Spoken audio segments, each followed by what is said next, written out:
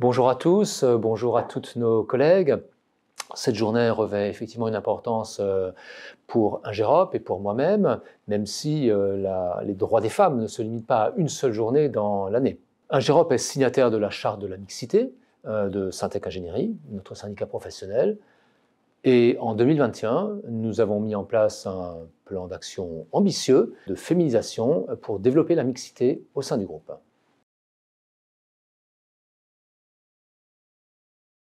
En effet, ce sont des thèmes importants pour moi, mais aussi pour Ingerope. D'ailleurs, Ingerope a mis très haut dans la stratégie le sujet de la mixité et de la féminisation. Parce que dans le projet d'entreprise Vision 2027, on retrouve dans l'axe 3 talent, tout un ensemble de mesures en faveur de cette mixité. Et au-delà de la charte de la mixité et du plan de féminisation, nous avons un ensemble de mesures qui promeut en fait la mixité parce que nous sommes convaincus que c'est une source de richesse. Et nous voulons faciliter le quotidien de nos talents pour qu'ils puissent concilier vie privée et vie personnelle. Je pense, Yves, que tu peux témoigner de quelques mesures. Effectivement, dès 2020, nous avons signé un accord d'entreprise montrant toute l'importance que nous attachons à un meilleur équilibre entre femmes et hommes à tous les niveaux de l'entreprise.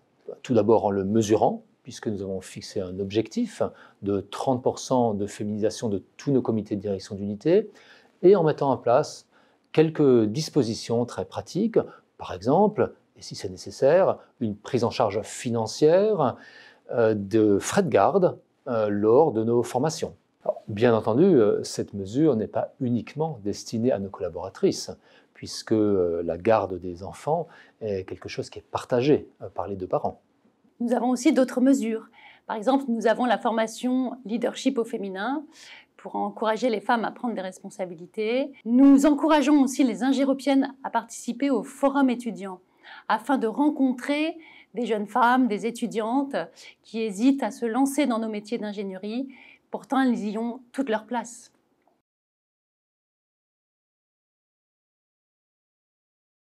En effet, en 2023, nos équipes de ressources humaines ont mis en place un e-learning concernant le sexisme ordinaire. C'est une formation que nous avons rendue obligatoire et je suis très heureux qu'en moins de 6 mois, près de 40% de nos collaborateurs en France ont déjà suivi cette formation. Certaines de nos unités ont d'ailleurs également souhaité que cette formation soit assurée en présentiel. Et depuis peu, nos équipes de ressources humaines ont également publié un guide sur les stéréotypes de genre. Et les stéréotypes, on peut les casser. Dès lors qu'on en prend conscience et qu'on s'y met tous.